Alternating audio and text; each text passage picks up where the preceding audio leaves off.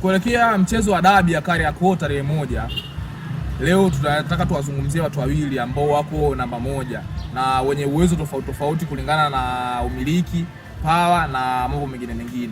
Leo tutamzungumzia Oura pamoja na Pacome Zouzoua. Kwa pande mbili zote kila mmoja ana matokeo yake na kila mmoja mpaka sasa hivi washabiki wa Yanga wengi wana matokeo yao washajiwekea mkononi, lakini hoja kubwa hapa ni ya kumchambua Oura pamoja na Pacome Zouzoua. Kwa upande wangu mimi nampa point kubwa sana Oura. Oura ni mchezaji ambaye ana speed, ana uwezo kukaa na watu wawili kama Pacome vile vile, lakini Oura ana kitu kimoja ambacho ni kikubwa zaidi kuliko Pacome Zouzoua. Oura ni mtu ambaye ana nguvu. Pacome bado nguvu yake iko chini kidogo hivi, lakini tunamwona kama vile Oura ana nguvu, ana uwezo wa kushuti na ana uwezo wa kukimbia hata na watu wawili watatu kama Pacome, lakini Pacome yuko chini kidogo kulingana na Oura jinsi alivyo. Ukiangalia michezo mitatu ambayo imepita hapa mpaka kufikia mechi ya dabi ya kesho, tunaweza kuona kwamba Oura anaweza kaja kuleta chachu kubwa sana katika timu ya Simba kulingana na uwezo wake jinsi ulivyo. Twende kwenye comment uweze kutuambia nani ni bora kati ya Oura na Pacome Zouzoua.